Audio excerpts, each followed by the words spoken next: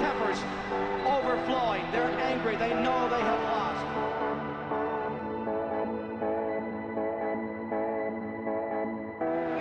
Four deep behind Stewart and Kenton.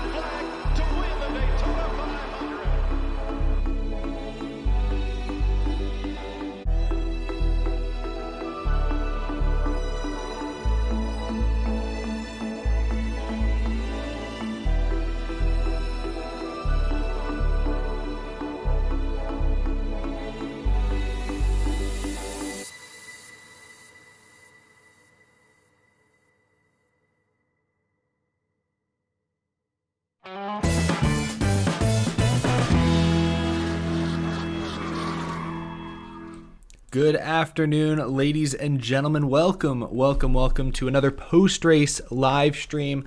I appreciate you all tuning in here. And yes, thank you to everyone on Twitter who messaged me about FS1 using my one of my tweets during the broadcast. This doesn't feel like this is pointing the right direction. There, that's a little bit better. Yeah, I saw it. I actually barely saw it. I actually just barely looked up. I was on Twitter or something, and I look up at the very end just as my tweet was being taken off the screens. But shout out to the folks at NASCAR on Fox, whoever's in charge of that, for the plug. I appreciate that. And thank you to everyone who sent it to me. I didn't have a chance to take a photo or screenshot of it myself, so I appreciate those of you who did. That was very cool. That was very wild.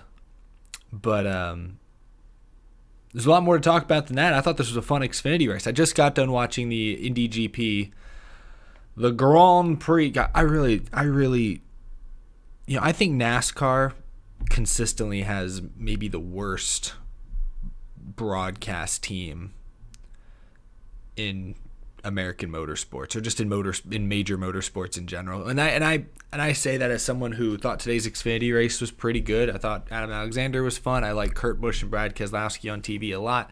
But just listening to Lee Diffie, like, I forget the guy's name. I always forget the guy's name. But the guy who heads up, who leads the F1 broadcast, is obviously great. F1 broadcasts, I think, are kind of the gold standard of motorsports TV at the moment.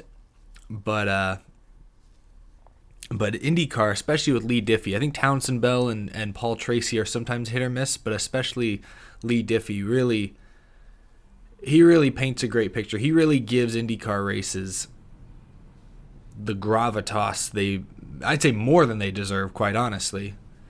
Like, anytime I'm watching an IndyCar race, on NBC, and Lee Diffie's leading the broadcast, it feels like a huge deal. And then you see the TV ratings a couple days later, and you find out less people watch the IndyCar race than watch the Xfinity race, and you're like, what? But Lee Diffie made it sound like such a huge event. This feels like a big game. This feels huge.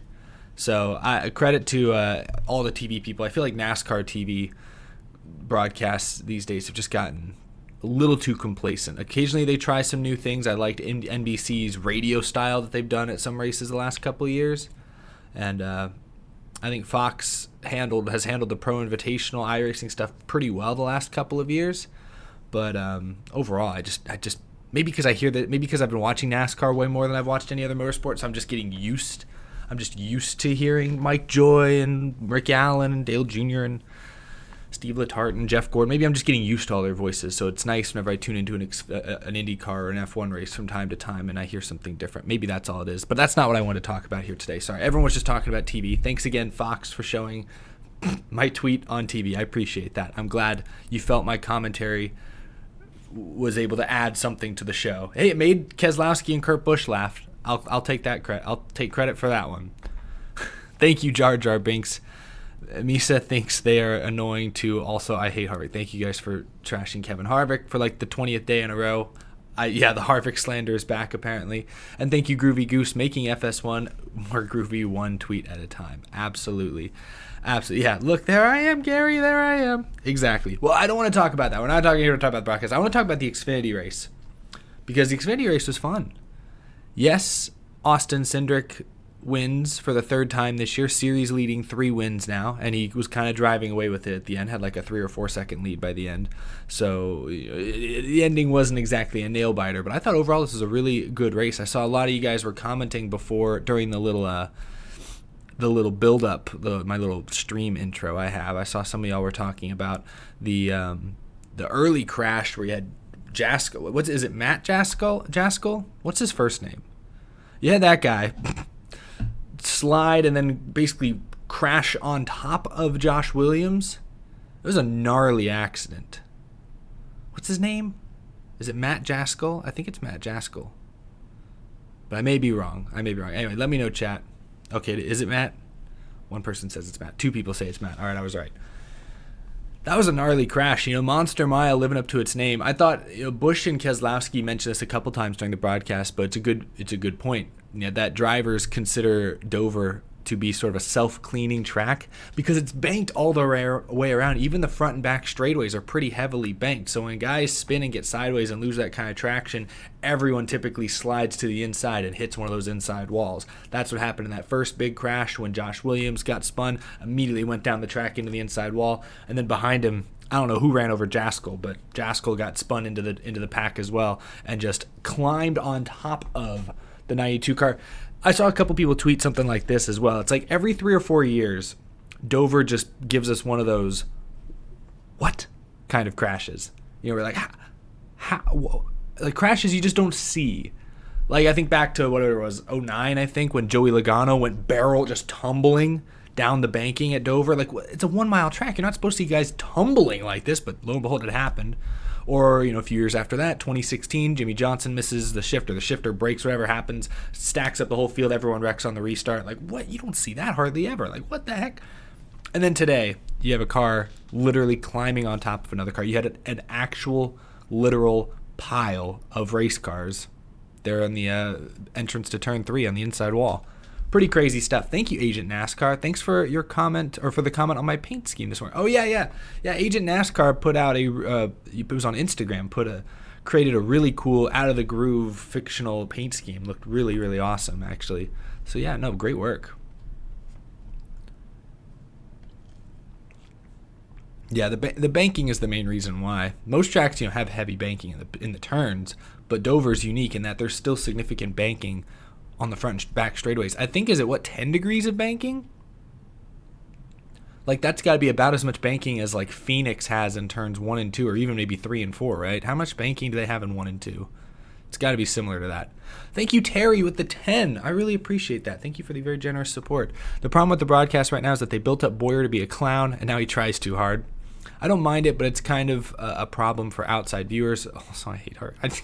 I don't know who made this into a running joke. See, now we have a super chat from Harvick is a cheater boy. Like, what has brought this on the last couple weeks? It's becoming a bit strange, I must say.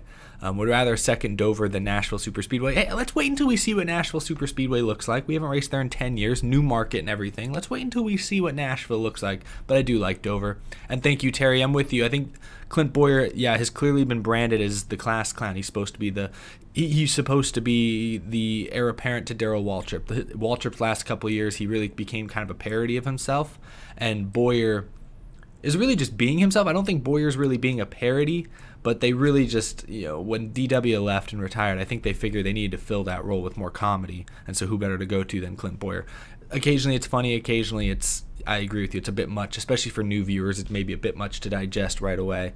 But yeah, we'll see. I do worry that Boyer will get old, will get stale quickly. I don't know that he's going to have the staying power Darrell Waltrip had. Darrell Waltrip was, he was with Fox for like 19 years, something like that. Or he was in the broadcast booth for nearly 2 full decades. So I don't know that Boyer. It's early. This is his first season. He can adjust. I don't know that Boyer's going to have that same staying power. It's also difficult because Clint Boyer, Darrell Waltrip won 84 races in his career. He won races. He won championships. He won a lot of races. Clint Boyer won 12 races, 10 races. How many career wins did Boyer get? No championships, no Cup championships. At least it's honestly the humor writes itself when they pair Clint Boyer and Jeff Gordon in the booth together. Jeff Gordon, who won more than 90 times, 4 championships, sitting there, lobbing ideas against Clint Boyer, who won 10 times. That's what I thought, 10 times. It just doesn't add up. That's like Michael Jordan and Andrew Bynum in the booth together, trying to offer their opinions on it. Okay, it's maybe not quite that drastic, maybe not quite that dramatic, but it's just it doesn't quite add up. It's a little weird. Like I love every week when they show like the graphic. It's like, oh, we're at Kansas this weekend. Let's show here's Jeff Gordon how you did at Kansas, and it's like 5 wins, whatever it is. Let's look at Boyer and maybe a couple of top 5s. And I mean, it's funny, but you also kind of feel bad about it. You're like, oh, well then, shit, why am I taking anything Boyer says seriously? Jeff Gordon's the one who's seen and done everything there is to do in NASCAR. He's won everything. Why if they're going to get in an argument, I think naturally Jeff Gordon's now going to have the pedigree. He can easily get the last laugh, the last word in. I don't know. I didn't want to talk about broadcasts today because I thought today's Xfinity race was good. I like Brad Keselowski and Kurt Busch a lot. Both veterans, both have done TV enough before now that they've kind of got a feel for it. They're more comfortable with it. Like last week for the throwback race, they had Bubba Wallace and Eric Jones, and they were sometimes funny, sometimes good, but they both sounded like they had their hands behind their backs. They were kind of like head down, like, am I allowed to talk? Is this my turn? Okay. Justin Allgaier in the lead. He looks good. That's a nice looking car. Did I do good? Okay. Like that was the commentary last week with Bubba Wallace and Eric Jones more often than not. At least today, I thought Keselowski and Kurt Busch, they were more confident, and so I do like hearing what they have to say. And they've also both won Cup Series championships, so they have weight behind what they're saying. So they know what they're talking about. And if you try to argue that they don't, they could just point to their shelves and say, "Look at all these trophies I won. Yeah, I know what I'm talking about." So. Oh, gosh.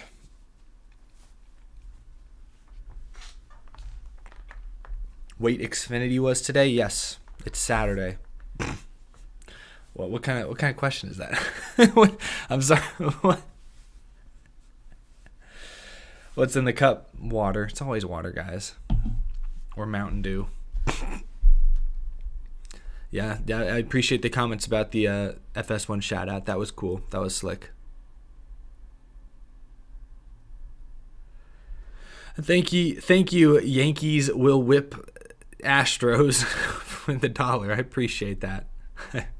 What's the Yankees record right now? Let me just check that out. What is the what are the Yankees doing right now?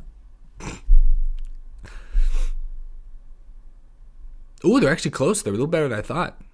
Yankees are 21-17. Astros are 22-17. Ooh, all right, okay. We'll have ourselves a battle in October. Sounds good. I have not had a Mountain Dew Baja Blast. Stop giving Clint a hard time. Nah, he's a public figure. He's allowed to be given criticism, as long as it's justified, not just insults. I wasn't giving Clint a hard time. I did say I think the clown, the goofy, comedy act is gonna maybe not hold up as well as people think, but I'm not saying he's bad right now.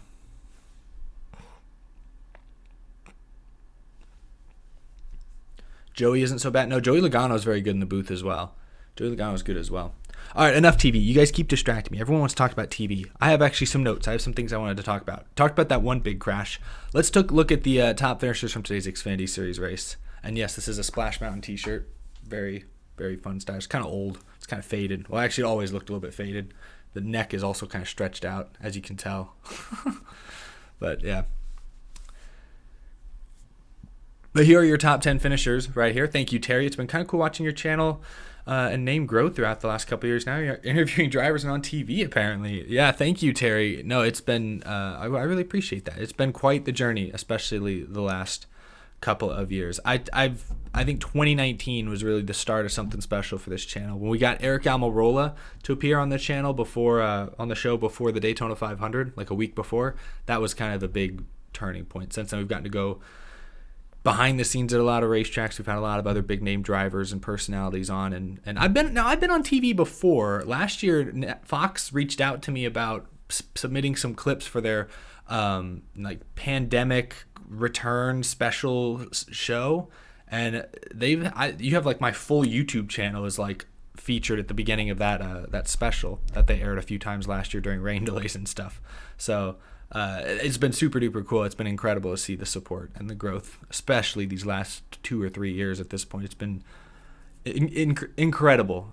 I'm torn between insane and incredible because it still doesn't fully make sense to me, but I guess that works either way. I really do appreciate the kind words and the support. Thank you, GN. Happy to hear Alan Bestwick on the Indianapolis PA on TV. Oh, I didn't catch that. I was flipping back between the Xfinity and IndyCar race. I didn't catch Alan Bestwick. He was like at the track, like over their PA system at Indy. That's pretty awesome. That's fantastic. Happy for him. Hope he keeps getting more motorsports jobs, more roles. And thank you, Daniel. Should we start the Cindric replacing Keselowski rumors? Not yet. I think it'll be interesting because Keselowski still has not signed a contract for next season. We know Cindric is going to the 21 car next year in Cup. He'll race for the Wood Brothers next year, but what if they just sign? What if Keselowski ends up with a one year extension? That's when the Cindric replacing Keselowski rumors can begin, because then it looks like Roger Penske's thinking about Cindric taking over the 2 in 2023. We'll see. We will see. But Keselowski's already got a win this year in Cup. He's consistent every year. He's going to be probably a dark horse championship threat by the fall. But here are your top finishers. Austin Cindric, I already mentioned, he gets his 3rd win of the season. He came on strong late. This race was really dominated, at least the first 2/3 or so, by the 2 JRM drivers. Josh Berry backs up his 2nd place run last week at Darlington with another 2nd place finish, but this one comes with that $100,000 Dash for Cash bonus.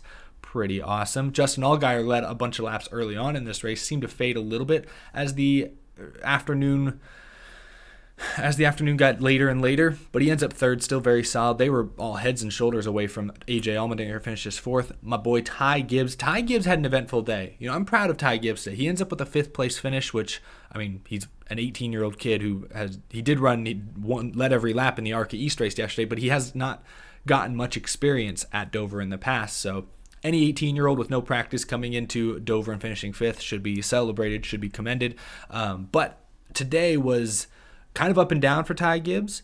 Early on, he was battling an extremely loose car. This was probably the first time this year where he really was dealing with a race car that he did not like at all. They've had little issues, like in the other races he's run this year. He's been like, oh, it's a little tight, maybe a little bit loose. But today, early on, I was listening to his radio, loose. I hadn't heard him that vocal on the radio really all season long.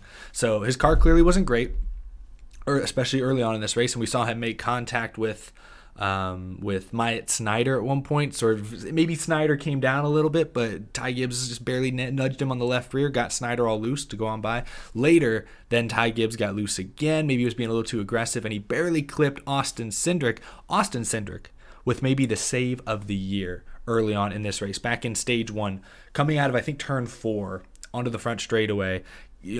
Gibbs gets loose, kind of tries to slide up behind him, barely nudges him. Cindric, back and forth. Whoa, geez, trying to keep that thing out of the wall. I don't know how Austin Cindric saved that car. I know every time we come to Dover, people like to show replays of that Jimmy Johnson qualifying spin from like 15 years ago, and they call it a save because he kept driving it, looping it, but somehow barely missed the wall.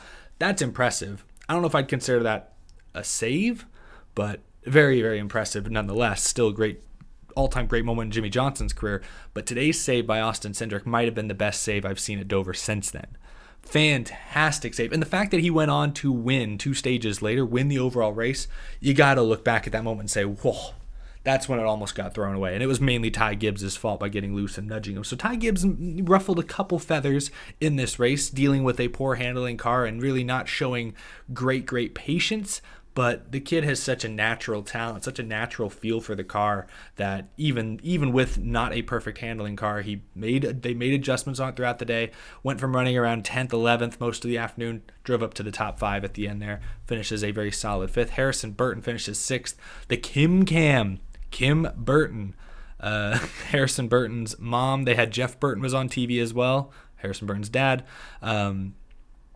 I thought that a lot of people were trashing on the Kim Cam, saying it was too much. Like, oh, and I saw some tweets that were kind of funny. There's a tweet I saw from NASCAR Man History, I believe, or NASCAR Man, whatever he goes by on Twitter, where he said, like, leave a comment below if your favorite driver, or like reply with drivers that got less screen time today than Kim Burton or something like that. And I'm like, that is true. They did give her a lot of screen time for sure.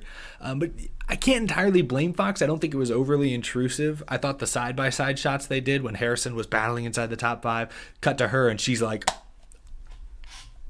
oh, just freaking out. Like, I kind of like that energy. You don't really get great crowd reactions in NASCAR these days. Like, think about basketball. Late in the game, someone hits a big 3. Oh, crowd explodes. And it's like huge. Like, you can feel at home the intensity, but from your couch.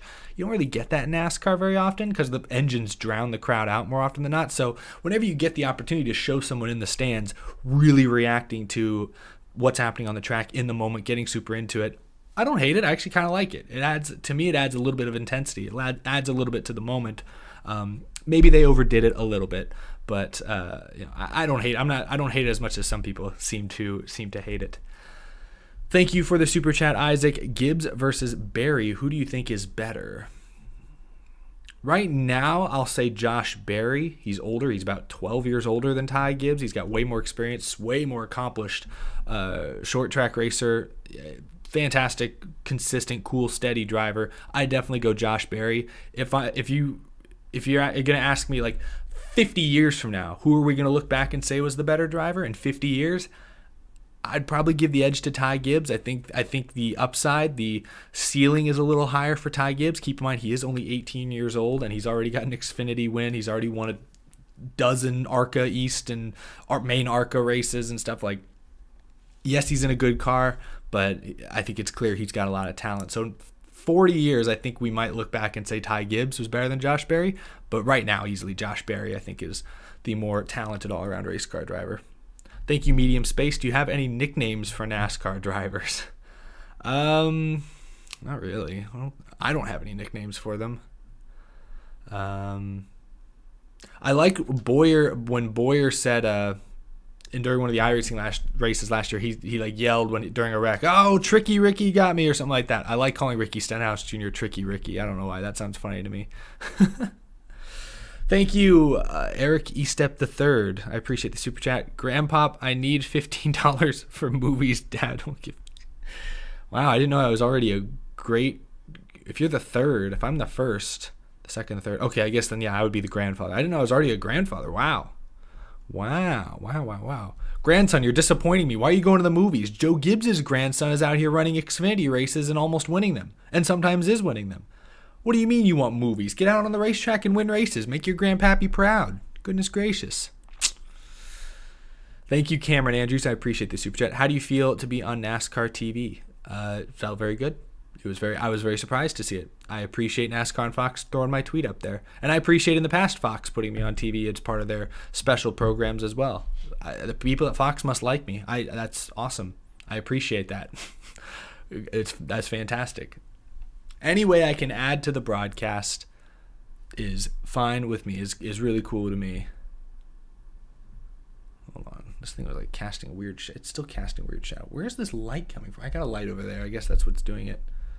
All right, whatever. I'm ignoring it. Thank you, Harvick's favorite song, Dirty Deeds Done Dirt Cheap. There you go. That probably is his favorite song. Isn't that AC/DC? I feel like that would be Harvick's thing. Ty Gibbs is awesome. Not like Toxic Deegan. I won't go that far. I'm not. You guys know me. I still think Haley Deegan has some serious potential. Not everyone's gonna like her off the track persona, but thank Thank you, Daniel. Crowd was loud when Kenseth punted Joey. Yeah, the crowds have their moments in NASCAR, but I'm saying it's not consistent.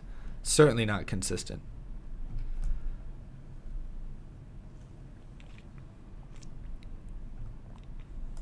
Thank you, Medium Space. Is a burrito better than Matt DiBenedetto? Not even sure how to react to that one. I genuinely don't know. I think the answer is probably no, but a burrito does sound pretty good right now. So you can see the top finishers right here. Junior Motorsports had a great day overall. All 4 of their cars were up in the top like 8 or 9 pretty much all day long. I don't know what happened to Gragson at the end, why he ended up 15th. I missed that. Maybe I was watching the IndyCar race when it happened. I didn't flip back in time. What happened to Gragson? Why is he 15th? He was like 7th. What happened? What happened? Thank you, Cameron. If you could add one track to the Cup schedule that you know will never be added, what would it be? What would it have to be? I guess you're saying it should be the Monza Oval. That would be interesting. Didn't you ask this on the NASCAR Weekly podcast? I think I said just Rainbow Road, man. I want to see Rainbow Road. He had to pit, loose lug nuts. Gotta avoid those $10,000 fines. Rough. What other tracks would I add that would never be added? An unrealistic pick. I'm just thinking of like fantasy tracks. I'm just thinking about like tracks from like video games and stuff. Groovy Gulch. How about Groovy Gulch? That's what I want to see. Pikes Peak. Yeah, that one I think you never know. I won't count that one out entirely. Toronto Street Course. Probably not, but I wouldn't rule it out. NASCAR's crazy. I wouldn't even rule out Groovy Gulch. NASCAR's wild, man. They're making changes left and right. They have not. There's no such thing as a track they don't like at this point, except maybe Texas Motor Speedway, and Chicagoland, and Kentucky, and Iowa, yeah, and Current Auto Club, yeah. Okay, I guess there's maybe such a thing as some tracks they don't really like. Thank you, Blake. I appreciate it. Orita, Joey Logano, Andretti throwback supposed to arrive in January. Have you ordered any? And if so, are they taking that long for you as well? Yeah, a lot of diecast pre-orders often do take a long time. I know they have a very detailed or a very complex and lengthy process to getting designs approved, first by the teams and the sponsors. There's a whole process behind that. They have to, get the cars made. They have to get, quality assurance, make sure things get approved, and then they start shipping them out. So that was back when I used to do stop motion videos all the time. I would have to usually wait at least a few months into the season to finally start getting the first 164 scale cars for that year. And that's still the case. It's been that way for years and years. Yeah, but usually when you pre-order a throwback diecast, they take a while. That's what I've seen. Thank you, Groovy Goose. Will we ever see a 43-car field again? I don't know. I won't say never. NASCAR could have a very, very long and changing future. Like it could be around for decades and decades, and I'm sure we'll see things ebb and flow and change in that amount of time. But in the near future, no, I don't see in the next 10 years. Let's say I don't see any 43-car fields in the next 10 years. I just think right now NASCAR sort of made their bed with the charter system, and I don't think and right now they've capped the field size at 40, mainly because think about it, if you add 43, you got to divvy up that purse money a little bit more. And yeah, it's maybe only a few bucks here and there for each position. It's maybe not the biggest change in the world, but I think NASCAR wants to keep their 36 charter teams happy. They want to keep the purse money significant for those 36 teams, and I just don't see any chance of a 43-car field anytime soon. It would require another manufacturer or two and more charters for that to even be considered. Thank you, Terry. If you had to get into a street car with a driver of your choice on a challenging course, one mistake and you're dead, who is the driver you pick? That's wow. So wow. Okay, this is interesting. This is an interesting question. We've really gotten off topic. We usually spend the first at least 30 or 45 minutes of these actually talking about the race, but you guys have gotten off topic very, very quick. Let me see. Part of me would want to say Matt Kenseth, but not after last season. If I could go back like 5 years ago and pick that Matt Kenseth, the driver who was very consistent, very calm, very safe, always very safe, I'd go with a Matt Kenseth. See, I wouldn't go with like with a Ty Gibbs, for example, or with somebody more aggressive. I'm not going with a Ross Chastain or somebody like that, or a Joey Logano for this. I'm not going with somebody aggressive. The point is just to drive and not die. So I would go with somebody cool, calm, steady. I'd probably go with Harvick these days, actually. I'd probably take Kevin Harvick. Feels like Kevin Harvick isn't involved in many incidents, and when he is, it's usually not his fault. So I'd go Harvick, actually. Thank you, Isaac. I hate Harvick. I don't know why, but I hate him so much. I did not plan that. What are the odds? That would be the very next super chat. Goodness gracious. Yippee. Hey, Eric. Hello, Barbara. Any Rocket League stream? I did one last night on my Twitch, twitch.tv/EricIsGroovy. Slowly but surely starting to move some streams, some random miscellaneous streams over to Twitch. So again, that's twitch.tv/Eric, E-R-I-C, isgroovy. You can check that out. I'm not sure. I might be streaming Rocket League again sometime in the next few days. Might get on a little more steady of a schedule with that. Thank you, Medium Space. Why is Kyle so rowdy? Why is Stenhouse so wrecky? Where did the rowdy nickname originate? When did we first hear that? Who was the first to coin that phrase? Don't tell me Kyle Busch gave that nickname to himself. I think anyone who gives themselves their nicknames, that's an illegitimate nickname. A nickname has to be given to you by somebody else and, kind of adopted from there. But that's a good question. I do not know. We all know where Recky Stenhouse came from. Thank you, David. I appreciate. Missed the race. What drama surrounded Noah Gragson this time? Congratulations to Cindric. Gibbs is going to be a force when he runs the full seasons. I agree. Assuming he goes full-time Xfinity next year, I think Ty Gibbs will be a top championship threat. I don't think there was any real drama with Noah Gragson today. He kept his nose pretty clean. Didn't get in any trouble. I don't think he's going to fail post-race inspection this week and then have to appeal it and win the appeal later in the week. I think he's all good. Just a 15th place run, not that exciting. Just kind of Thank you, Valerie. Or Valerie, maybe? I don't know how to pronounce that. Valerie. Need Brickyard back and second Michigan Buhar. I think I don't even know how to react to it anymore. Need Brickyard back and second Michigan. No to the second Michigan. I do not need two Michigans. I am excited to see the road course this summer, but I'm with you. It won't have the same punch, the same oomph, the same drama, or the same weight behind it that racing on the traditional oval does. But the racing on the oval had just been kind of for so long. I don't mind them trying the road course this year. Thank you, Daniel. Favorite driver name, Brad Crash Everybody Lowski. It's just rolls right off the tongue. Very nicely done. Thank you, Medium Space. Kyle should do horse racing. He's rowdy. Rowdy would be a cool name for a horse. If there ever a horse named Rowdy shows up for like the Kentucky Derby or something like that one year, I'm picking that horse. That's gonna be awesome. Was it DW? I like Wild Thing better. Yeah, when Mike Joy called it him Wild Thing, or Smoke versus Wild Thing, that was the end of the Clash that one year. That was good. But wait, no, who? So wait, who gave Kyle Busch that nickname? The 51 truck, Rowdy Burns. Ooh, is that actually it? That makes sense. He drives, because his truck in KBM is the 51. Rowdy Burns drove the 51. That might make sense. I actually don't know if that's correct. A couple of y'all said Darrell Waltrip coined it. I could believe that. Someone who knows for sure needs to go back and confirm. I want to know that. Hopefully it was a broadcaster, or if it did have something to do with Days of Thunder, that's pretty funny too. That's pretty cool. I just hope Kyle Busch didn't go up in an interview one day and be like, "Oh yeah, you know me, I'm just rowdy like that, rowdy." I feel like that'd be kind of lame. You can't pick your own nickname. That's not how that works. Thank you, Terry. I appreciate it. I hate Harvick. Oh, now we're getting creative. At least that's funny. That is funny.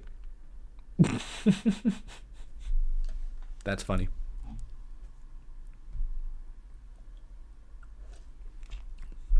Shout out Ryan Sieg. Ran inside the top 10 all day long. Comes home 8th. Love to see it. What happened to Daniel Hemrick? What the heck? When did he end up 9th? He was up front early in this race, and then immediately seems to have... I feel like we didn't see Hemrick at all today. It was a weird day for Joe Gibbs, because you had Brandon Jones get taken out by Zane Smith when Zane Smith apparently lost his brakes and unfortunately Brandon Jones was just there at the time. Bad place, wrong time. But then you had Ty Gibbs and Harrison Burton ran pretty well. But Hemrick, man, again, just kind of a non-factor. I genuinely, like, I don't want to like make a joke about a guy not succeeding necessarily, especially a nice guy like Daniel Hemrick, but it is becoming like a running joke. Is this the week Hemrick finally wins a NASCAR race? Oh, no, it wasn't. No. What about this week? Remember he finished second here a few years ago. He's got a chance. Oh, no, he ran 12th. Oh, no. Oh. If Hemrick can't win this year in a Joe Gibbs car, like, come on now. Who's he keeping that seat warm for?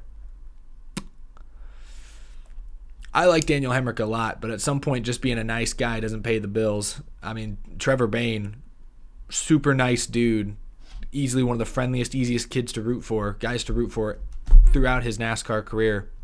Just didn't really do any winning outside of, the Daytona 500 and like 2 Xfinity races early in his career. Thank you, Inside Uranus. Even Trevor Bayne, Daniel Hemrick. Sleep on that for a night or two. Gosh. Inside Uranus, thank you. Where's the sequel to the Busch versus Stewart rap battle? It died years ago. I wonder if I ever wrote a sequel to that. Hold on. I have a page in my old Google Docs. I transferred a lot of old scripts over. Do I still have this tab? I haven't gone through in a while. Let me see if I can find something. Scripts and ideas. Did I get rid of them? Oh no, did I get rid of them? Did I delete them? I did clean some things out of my Google Drive. I probably have them somewhere. Oh dang. They're not where I thought they'd be. Maybe they're somewhere else? No, never mind. Well, the answer is no. That doesn't exist. Thank you, Medium Spaced. Medium Space, you like to ask like 15 questions in one comment, and I can barely understand what you're trying to ask. Best driver, worst driver, funny driver, evil driver. Evil, whoa. I don't think anyone's evil. If I had to say who the most evil driver in NASCAR is, the most just evil, just pure chaos, just hatred pouring forth from his face, infects everything and anyone he touches. The most evil driver in NASCAR? Oh, this is an easy choice. Cole Custer. Oh, just evil. Cole Custer, man. Has to be Cole Custer. Just look into his eyes. Next time you get the chance to look into his eyes and tell me that you don't hear the sounds of nightmares crying and children screaming and ice cream melting and falling on the floor. Like, it's just pure rotten evil from Cole Custer. Yeah, I don't know. I'm just throwing that out there. Yeah. See, Jensen agrees with me. Definitely Custer. Yep. Every villain is lemons. That is correct. That is correct. You know what we haven't talked about today? But if you want to talk about pure chaos on the racetrack, we haven't talked about Riley Herbst today. Herbst, always part of the highlight reel, for better or worse. This week he got spun by John Hunter Nemechek early on. And I thought it was very funny that Kurt Busch immediately said in the booth, "Oh, Herbst was just holding them up, and they got upset with it."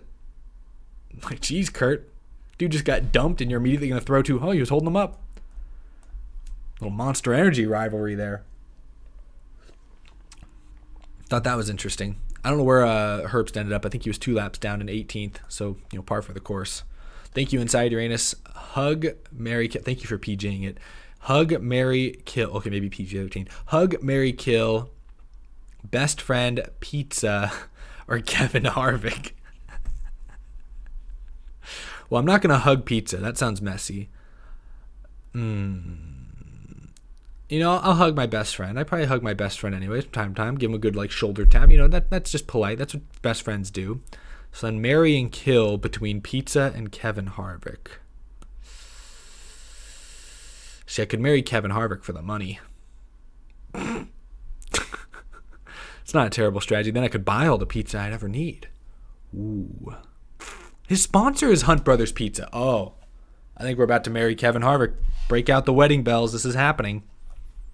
Although last night I had pizza for dinner, and you could say I killed that pizza. Oh, I just tore into that pizza. These are the real questions. These are the difficult questions, Inside Uranus.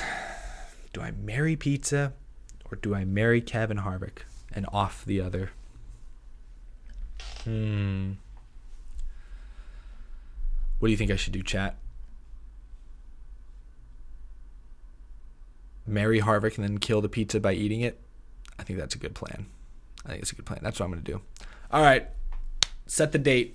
Marrying Kevin Harvick, and then I'm using his Hunt Brothers Pizza sponsorship to kill all the pizzas by putting them all in my belly in record time. Oh, the problem is Hunt Brothers Pizza is not that good, though. See, I'm going to want better pizza than Hunt Brothers Pizza. I mean, it's not bad pizza. It's fine, but I'd occasionally want to splurge, get something a little nicer. Oh, this one's blowing my mind. This is harder than I thought. Just a hypothetical, and I'm sweating over this one. I'll have to come back to it. Thank you, Groovy Goose. Can I get a honk in the chat? Yes, I see some honks already. You guys are way ahead of me. Well done, chat. Thank you, Medium Space. Would you wreck Matt Kenseth for $1 billion? Yes. Hell, if Tony Stewart would wreck his own mother for a NASCAR championship, I would certainly wreck Matt Kenseth for $1 billion. Like, when you mean wreck, I mean, I'll just put him in the wall, just driving down the interstate. We're going like 50 miles an hour. I'll just kind of rub him up against the guardrail a little bit, just rough him up. I'll pay for the damages out of my $1 billion. Thank you, Hoosier Films. On my way to Dover right now. Martin Truex Jr. flag flying. Love your content. Got me back into NASCAR. Take care, brother. Thank you so much, Hoosier Films. That's a fantastic comment. I hope you have a ton of fun tomorrow at Dover. Hope Martin Truex Jr. goes back-to-back for you, or at the very least puts together a very competitive run. Joe Gibbs Racing is often really good at Dover, so I think you'll have a good time. Thank you, Medium Space. Are there any... Oh, gosh. Dark. Other than evil Cole Custer, I don't think there's any. I don't know. Oh, man, the chat is debating pizza. Oh, yeah, Denny has Domino's. Ooh. Can I marry Hamlin? Domino's isn't that much better than... I don't know. I haven't had Hunt Brothers Pizza in a long time. I don't really remember the last time I had Hunt Brothers Pizza. It clearly didn't leave that great of an impression on me. Just picked up signed Matt Kenseth race-used gloves for $40. Whoa, that's a huge steal. That's a huge deal. Dang, where'd you find that? Nicely done. Good pull. Well played. We've really hit on most everything we need to talk about from this Xfinity Series race. Who did I miss? What did I miss? We talked about the big pileup early on. Typical Dover, going to do crazy Dover things. Like I said, every few years it seems there's just this Dover generates a wreck that just leaves you speechless, leaves you mind blown, leaves you befuddled. How did that even happen? Like today, cars climbing on top of each other, piggyback riding in the inside back straightaway. You just don't see that every day. We talked about that. We talked about Zane Smith filling in today for Justin Haley, losing the brakes and wrecking himself and Brandon Jones. That was unfortunate. I was hoping Zane Smith would have a solid run here today. Did not.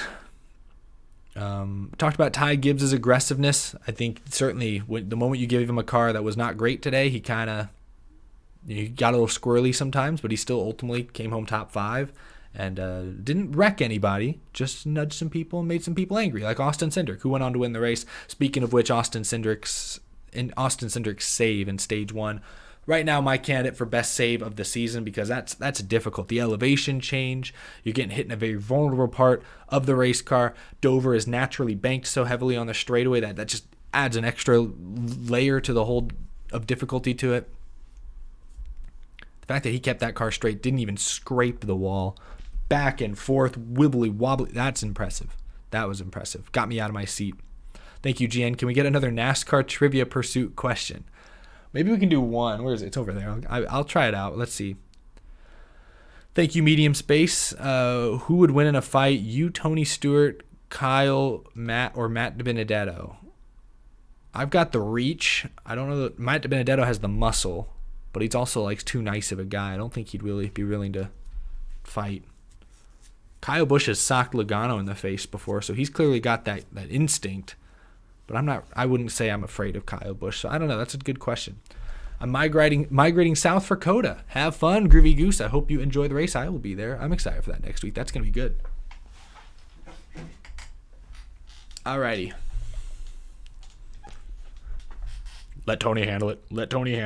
All right, how do I turn this thing on? We'll do one question. So this was, I forget who sent this to me. I forget the name, unfortunately. I have it written down, but I totally forgot.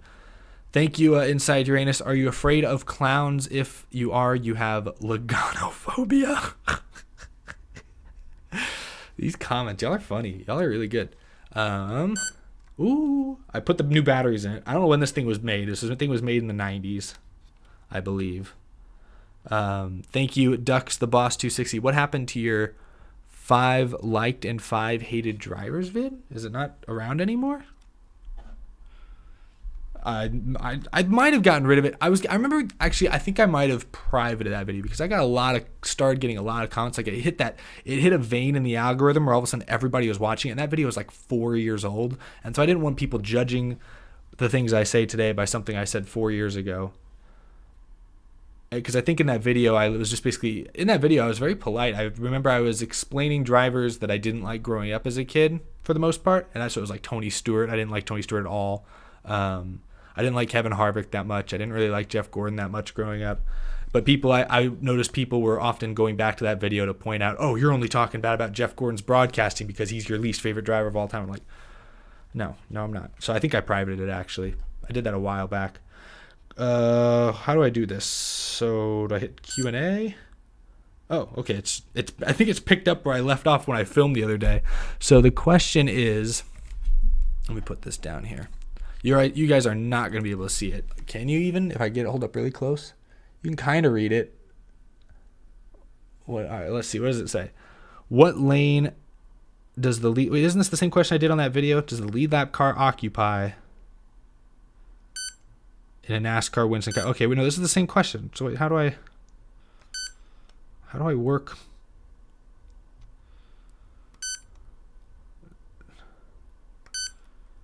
Press roll.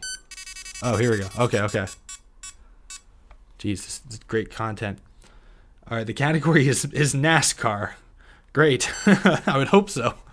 All right, the question is, how many points does a Winston Cup driver get for finishing a race in 6th place? So this is 1998. Is this back when they did it in increments of 5, where it was like the winner got like 180 something points, or 160 or 170? Jeez, I don't know. All right, let's see what the answer choices are. What do I press? Do I press Q&A? Okay. 125. I think that's too low. I think you get more than 125 for winning, or for finishing 6th. I think it's like in the 90s, I think you would have gotten around 140 or 150 points for finishing 6th. So I don't think it's 125. 6. No, it's not 6. 150. I think it's 150. I'm going to go and say yes. I'm not even going to look at any other answer choice. I think it's 150. Ooh! Can you guys see that? That says... it says correct. Just trust me on it. Even though it's almost impossible to see. All right, we'll do one more question. Nice! All right, how do I get out of this thing? Enter. Where do I go? Okay. Thank you, Isaac. Harvick hate Herbst. Is anything going right at SHR? Yeah, they've got a lot of issues. They've certainly got some trouble right now. All right, this category is wild card. Oh, get ready, boys. Yeah, this thing was probably made before I was born. That's really exciting. What year did... Oh, gosh. I can't read this. What year did Dale Jarrett win his 2nd Daytona 500? Oh, I think I know this one. Oh, wait, is that the end of the question? Why is this not working? All right, he won his first one in 1993. He won his second one, I believe, in 1990. Okay, hold on. Not 1995. No. It was 1996, I believe. Not 1997. Did they just skip 1996? Not 1994. 1996. There it is. What did you guys say? Oh, yeah, chat's all saying 1987. Whoa, okay, now the chat's all saying 1996. Okay, good. Let's do it. Nicely done, chat. Well done. Well done. All right, fantastic. That's good stuff. We'll have to play more of that someday. Oh, we'll do one more. Let's see if we get one more. I think we can go 3 for 3. I think that'll be good. Press roll. Categories, once again, NASCAR. Question is, how many of the top Winston Cup drivers share half of the total point fund. That's it. What? How many Winston Cup drivers share half of the total point fund? What does that even mean? How many drivers share half of the total point fund? I guess it's like, so you're saying like all the points. I think the answer is going to be like 10. I think the answer is going to be like 10 or so. Let's see. How do I get to the answers? 7? No, I think it's, let me see what all the answers are. Ooh, one of the answer choices actually is 10. It's 7, 10, 5, or 12. What do you guys think the answer is? I think it's 10. I think it actually is 10. That was my gut. I'm going to go with 10. I think we're going to get this right. Shit, no, we didn't. The answer was 5. I didn't really understand the question. Oops, I didn't really understand the question. Well, dang it. Our streak ends at 2. That was rough. You hate to see it. That's cool. We'll have to play more of this sometime soon. The only thing I don't like about it is that it's really hard to see the screen. I wish I could hold it up and like you guys could read it. There you go. It says wrong. The answer is 5. You guys kind of read it. Yeah, there you go. If it focuses, you can read it. There you go. So the only thing is it's kind of hard to say. Or hard to see. Well, very cool. Very, very cool. We'll start to wrap this up. Oh, gosh. Did I miss a super chat? I want to make sure I don't miss any super chats. Oh, it was just from Isaac. Yeah, about SHR struggling. Yeah, SHR is certainly struggling. I was born in 1997. Was this? Wait, is that? So does that mean this thing was built in 1998? Can you guys confirm? Because if this was built in 1998, I would have been, like a year old almost. Pretty cool. Nice. Awesome. Well, that's going to do it for this afternoon stream. I've got to go home. It was made in 1998. Thank you, GN. I'll take your word for it. I've got to go to my parents' house and destroy Groovy Gulch tonight. That's what's happening tonight. I know, very, very sad. Very sad indeed. But we've got a video coming out hopefully in the next few days, maybe in the next week. I got to start editing it now. But filmed one final video on Groovy Gulch that I'm excited to share with y'all very, very soon. Hopefully it comes out okay. We had some issues filming it, but I'm hoping it works. I'm hoping it comes out okay. So unfortunately, Groovy Gulch is going to go bite the dust here in just a short while. I've got to go work on that. I appreciate Bulldoze Groovy Gulch. No, it was such a good track. It just had to be tore down. The thing is huge. The thing is massive. But thank you guys for tuning in this afternoon. We talked about the Xfinity Series race. Very, very fun. I thought it was a good race. Very excited about the Cup Series race tomorrow, 2 p.m. Eastern time on FS1. Congratulations to Rinus VeeKay getting his first career IndyCar Series win. Romain Grosjean started on pole and finished second. So congratulations to him as well. A little NASCAR tie-in there. Rick Ware is one of the owners of that 51 IndyCar. So pretty sweet deal. Thank you all for tuning in. I will see you all tomorrow after the Cup Series race. Appreciate y'all. Thank you for the support.